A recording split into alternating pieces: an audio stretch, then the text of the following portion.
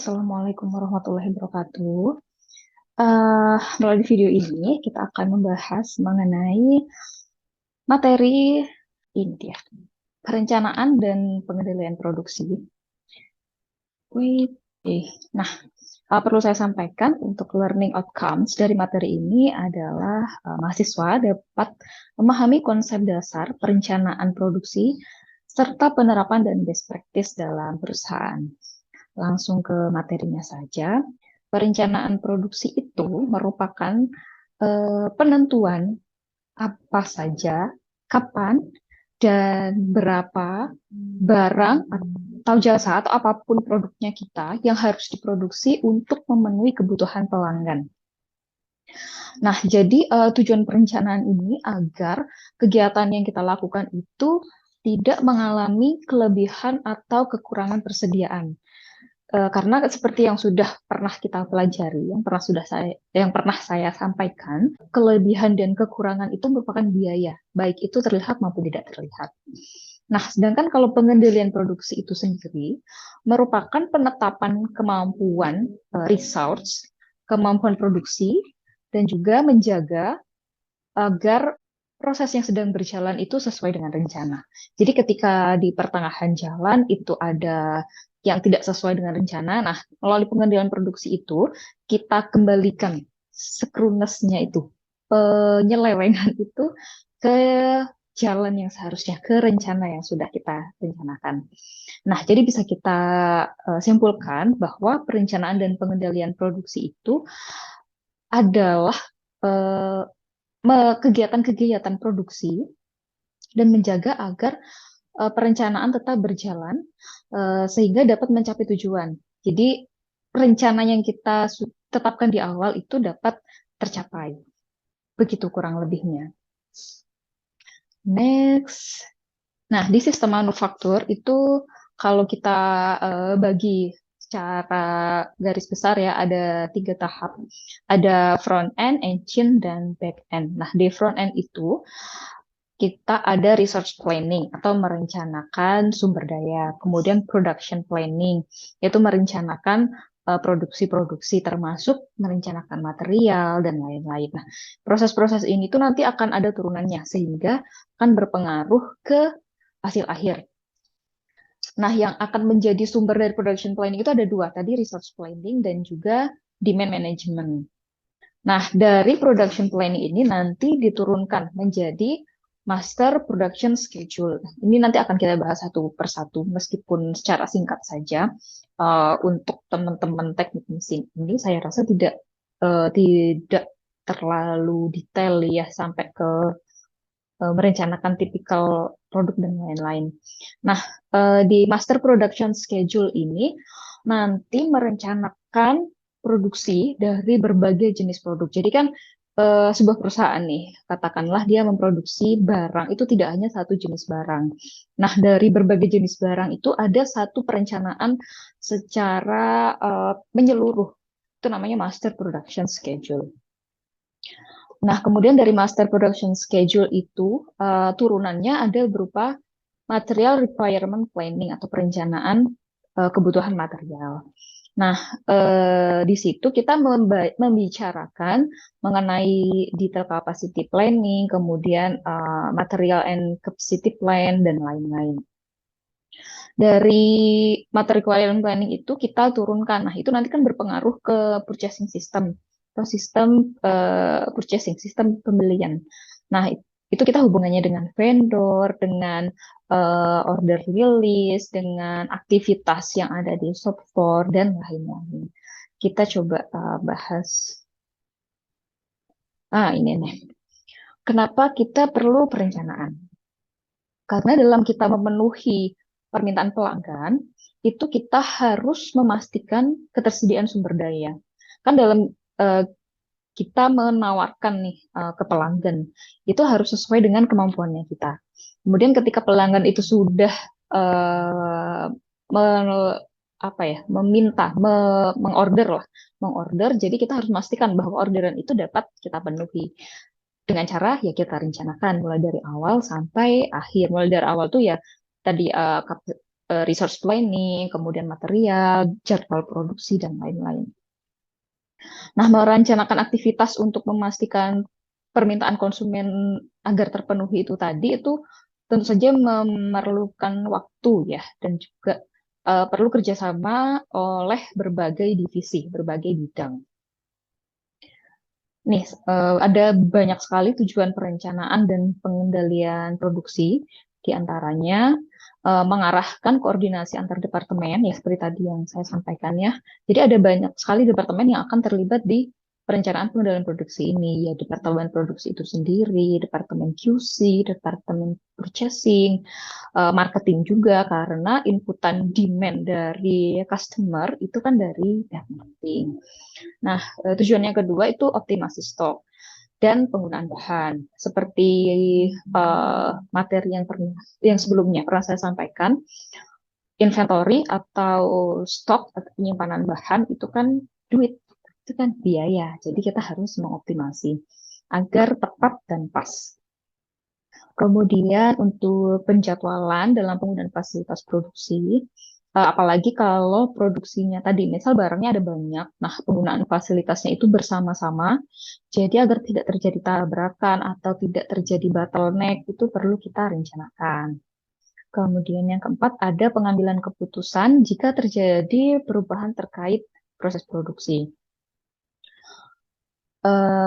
Selebihnya bisa dibaca sendiri ya. Ada kemudian kita mendapatkan aliran produksi yang stabil. Ini termasuknya membicarakan line balancing atau mendapatkan aliran proses produksi yang balance, yang seimbang. Jadi tidak ada kemacetan atau tidak ada bottleneck.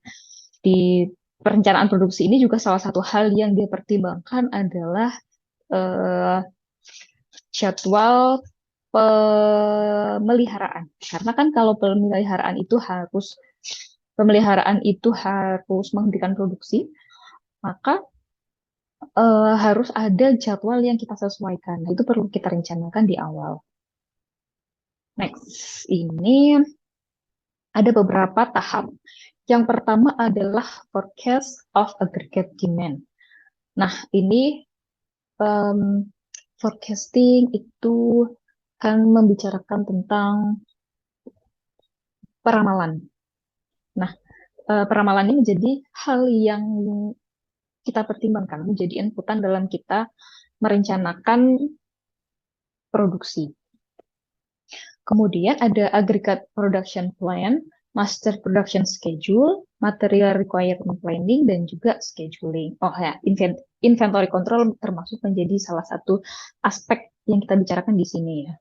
Uh, saya next dulu ya, nanti kita bicarakan secara lebih detail. Nah, demand management. Jadi tujuan dari perusahaan itu kan tentu saja untuk melayani pelanggan, untuk memenuhi permintaan pelanggan, agar kita mendapatkan profit, agar kita mendapatkan citra yang baik. Nah, di demand management ini tuh kita perlu mengenali dan mengatur permintaan terhadap produk. Jadi kalau kita mempelajari market, kita bisa memanage permintaan market dalam waktu-waktu tertentu, misal kalau di wilayah Indonesia gitu, di season-season tertentu ya, seperti yang pernah saya contohkan, misal di musim Lebaran itu akan ada permintaan barang-barang tertentu yang akan naik, atau di musim Tahun Baru atau Natal akan ada permintaan tipe-tipe produk konsumtif yang permintaannya banyak, atau kalau misal di musim yang hanya 2 musim atau 4 musim, maaf, 4 musim itu biasanya barang-barang tertentu permintaannya akan naik di musim dingin, misal seperti itu. Konsumsi makanan-makanan yang bisa menghangatkan itu akan meningkat di musim dingin. Nah, itu bisa kita eh, informasinya bisa menjadi inputan di perencanaan produksinya. Nah, perencanaan produksi ini nanti diturunkan menjadi master production schedule. Ini ada perhitungannya. Jadi di materi ini agak serem karena ada hitung-hitungannya ya. Tapi tenang saja, Excel itu sangat advance ya. Jadi don't worry. Oke, nah proses dalam perencanaan dan pengendalian produksi itu ada beberapa. Yang pertama itu meramalkan permintaan. Yang kedua, penyesuaian persediaan. Kemudian yang ketiga, kebutuhan gudang. Yang keempat, peramalan. Yang selanjutnya ada kebutuhan komponen dan perawatan.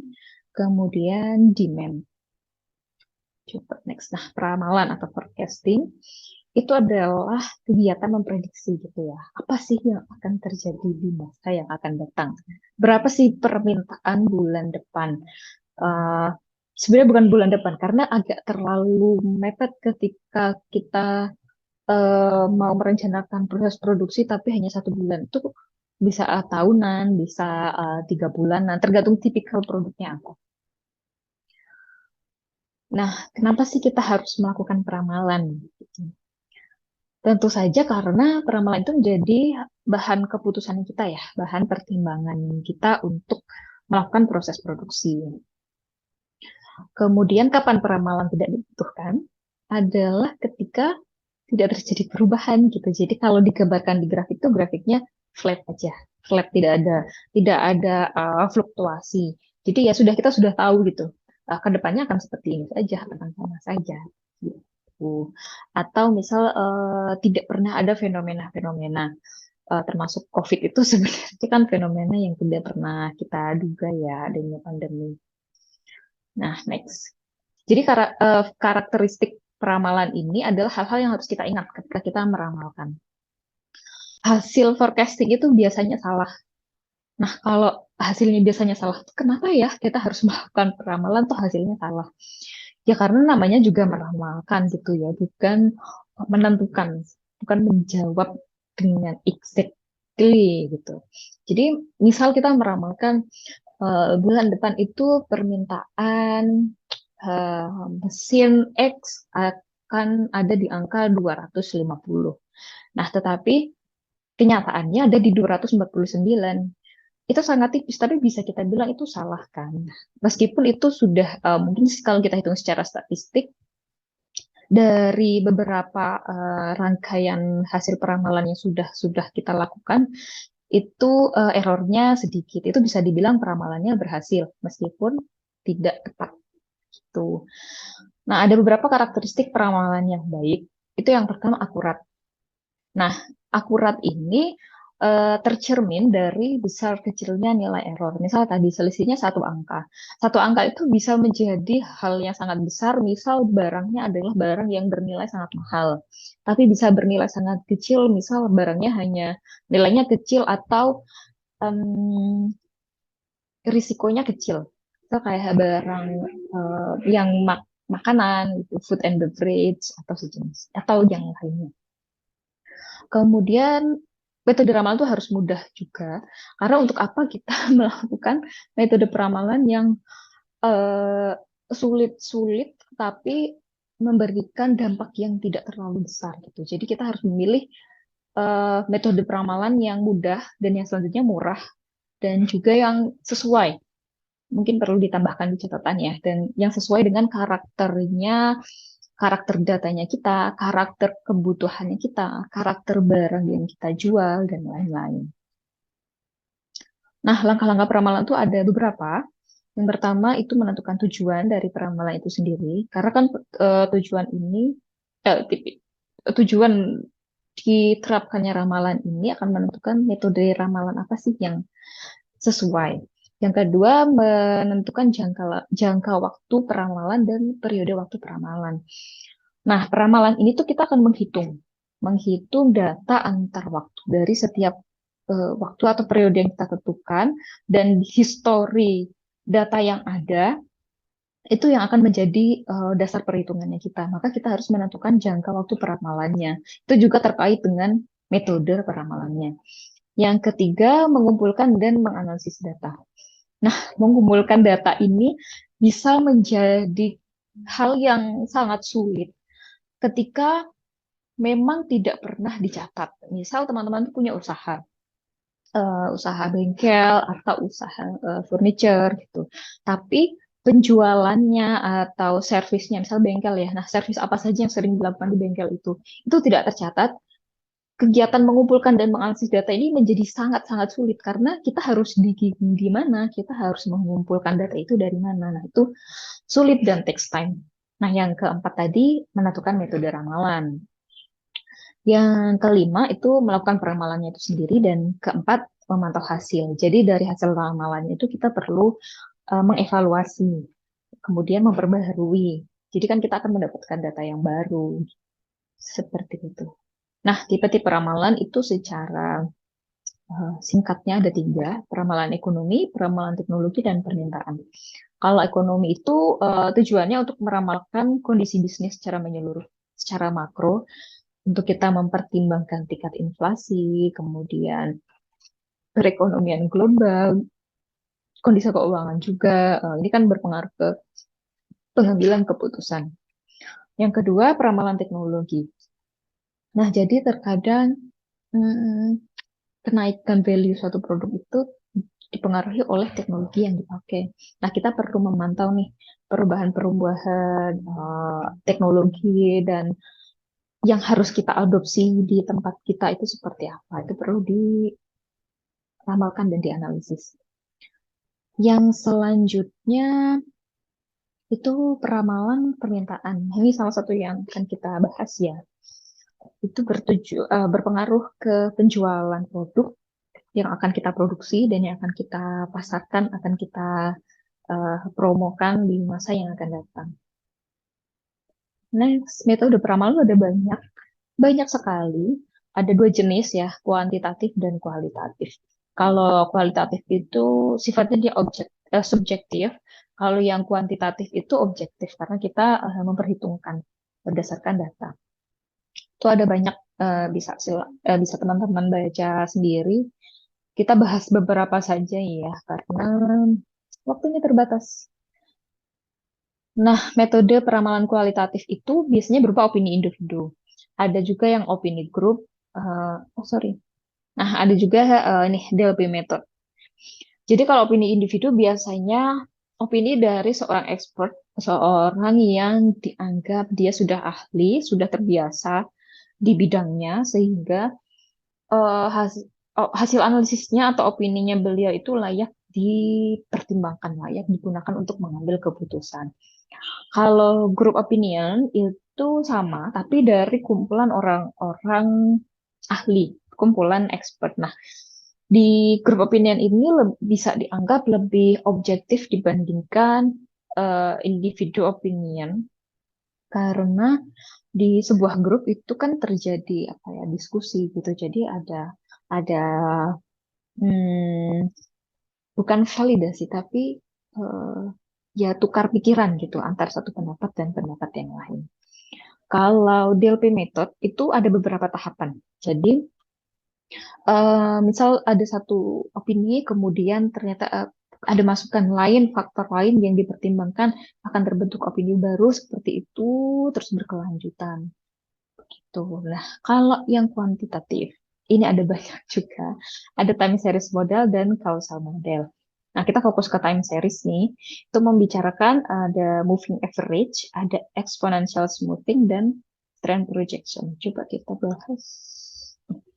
Kalau time series. Kalau time series itu jadi ada kumpulan data pada skala waktu yang sama, jadi bisa kita baca polanya. Bisa kita lihat. Misal yang pertama ada random. Jadi di yang pertama itu kan tidak terbaca patternnya, tidak terbaca pola datanya. Nah, kalau yang kedua itu ada increasing linear trend. Jadi dari waktu ke waktu itu demand-nya akan bertambah. Misalnya seperti itu. Ada increasing, ada juga decreasing. Kalau yang decreasing ya berarti semakin bertambahnya waktu permintaannya semakin turun. Nah, coba nanti teman-teman cari contoh increasing linear trend itu contoh kasusnya apa dan decreasing linear trend itu contoh kasusnya apa. Kita diskusikan di kelas selanjutnya. Kemudian kalau curvilinear trend atau kuadratik. Nah, itu eksponensial. Jadi semakin bertambahnya waktu, demand-nya bertambah, tapi sifatnya eksponensial. Nah, kalau yang seasonal pattern ini, dia biasanya ada di waktu-waktu tertentu permintaannya akan naik, di waktu yang lainnya dia akan turun. Tapi ini terbaca. Jadi dia akan terulang itu di siklus yang mana, di titik seperti apa, atau di tipikal waktu ya. Misal tadi di negara empat musim, dia trennya akan naik di bulan apa, itu biasanya terbaca. Next ada naif approach. Nah, kalau naif ini yang paling gampang sebenarnya. Karena mengasumsikan bahwa permintaan yang akan datang itu sama dengan permintaan bulan ini. Jadi eh, tidak mempertimbangkan hal-hal lain yang ribet yang banyak. Pokoknya kita menganggap itu sama. Hanya saja negatifnya tingkat errornya tuh bisa jadi akan tinggi. Tapi ini bisa jadi tepat untuk beberapa kasus. Begitu. Nah, kalau yang selanjutnya adalah moving average method. Sesuai judulnya ya moving average. Moving itu berpindah, average itu rata-rata. Jadi rata-ratanya itu akan berubah-berubah, berpindah dari satu waktu ke waktu selanjutnya. Nah, ini biasanya tidak membentuk pola. Kemudian kita akan mencari rata-rata dari histori. Nanti saya kasih contoh perhitungannya. Nah, jadi setiap kita ada data baru, kita akan mendapatkan rata-rata baru. Makanya disebutnya moving average. Gitu. Hanya saja kelemahannya dari metode ini itu responsivitasnya itu akan berkurang semakin bertambahnya serial waktu. Ini rumusnya MA sama dengan eh, permintaan sebelumnya dibagi periode N. Nah, itu nanti akan ketemu sebentar sebentar. Kita coba lihat contohnya. Oh, di belakang. Oke, sorry. Nah, yang selanjutnya weighted moving average. Nah, ini mirip dengan yang sebelumnya. Kalau yang sebelumnya kan moving average. Nah, yang ini tuh weighted. Jadi ada pembobotannya untuk setiap moving average. Jadi kita berikan bobot. Biasanya itu bobotnya bernilai 0 sampai 1. Nah, bobot ini diperoleh dari hasil uji kecocokan. Biasanya itu yang periode T-1 bobotnya kita berikan yang lebih tinggi jika dibandingkan dengan periode yang lebih lama. Begitu. Nah, ini contohnya. Coba teman-teman bisa hitung ya. Di periode 1 kan 25, periode 2, 28, periode 3, 30. Nah, kita berikan bobot seperti ini. Sebentar, sebentar, coba. Oh, sorry, sorry. Tadi sampai nih, ini ya.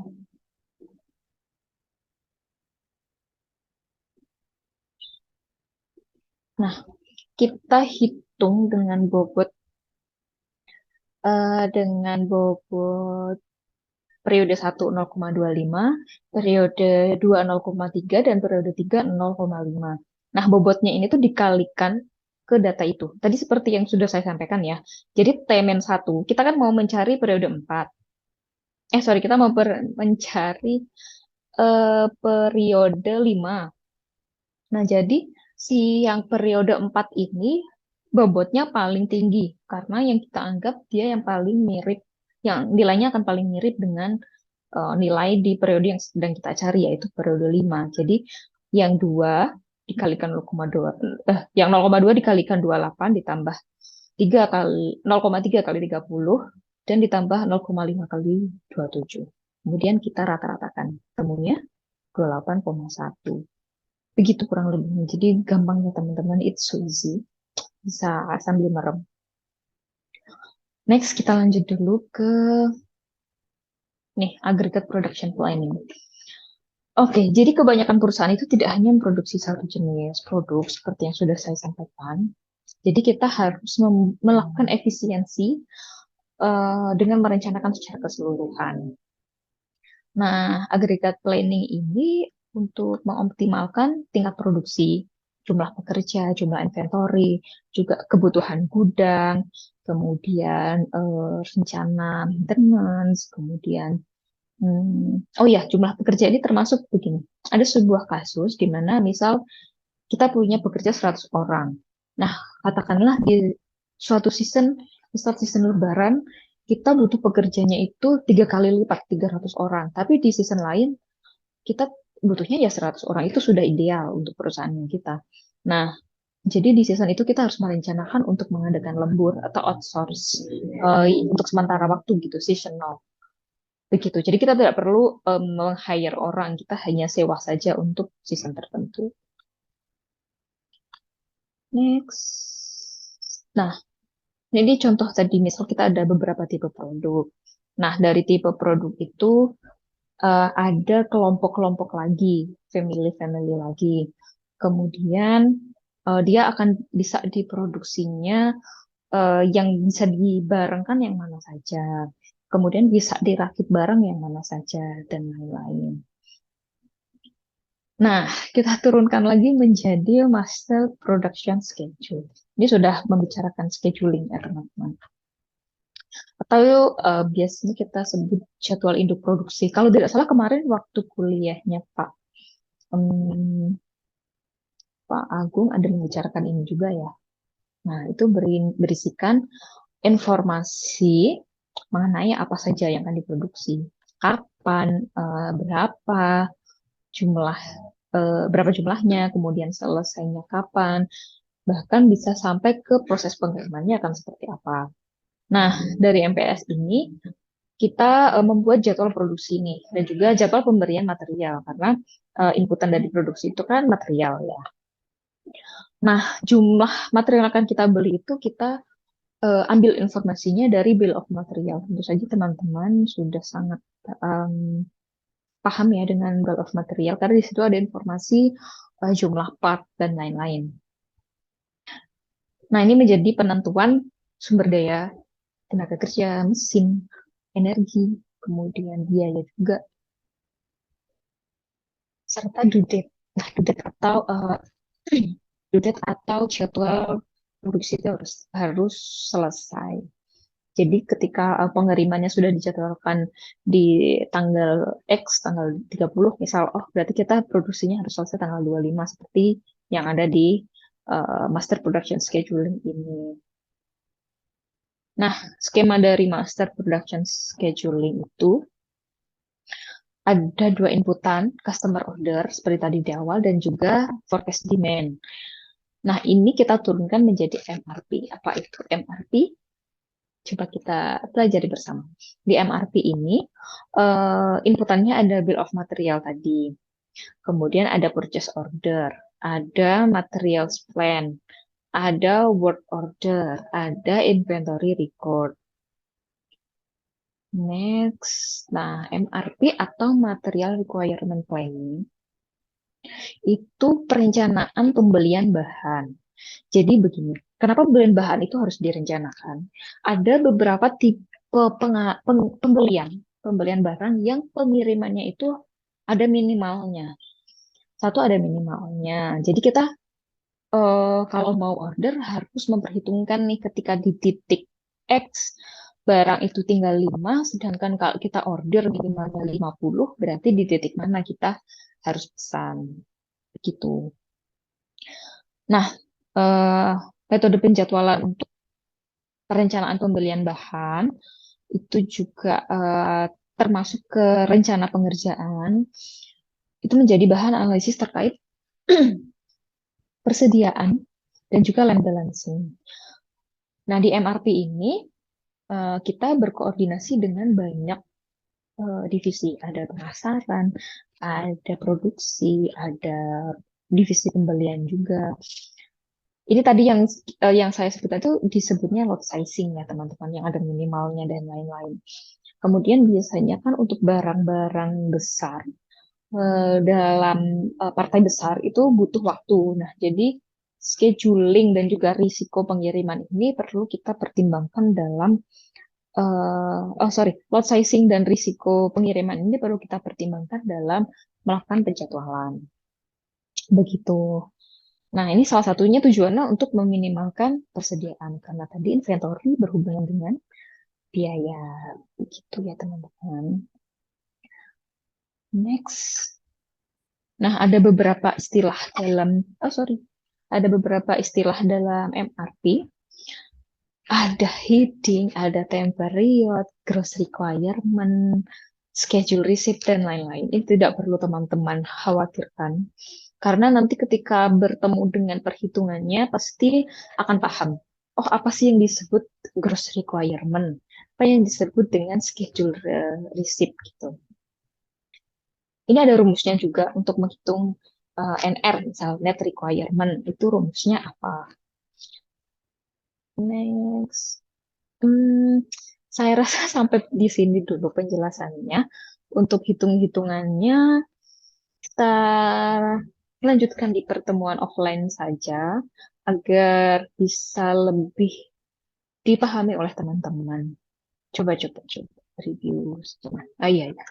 Kita lanjutkan di pertemuan yang akan datang. Tapi don't worry ya, karena ini tidak semenakutkan kelihatannya. Oke, itu dulu. Penjelasannya sampai di sini saja. Mohon maaf atas kekurangannya. Bila ada pertanyaan bisa langsung ditanyakan ke saya by email atau di kolom komentar juga boleh. Terima kasih. Assalamualaikum warahmatullahi wabarakatuh.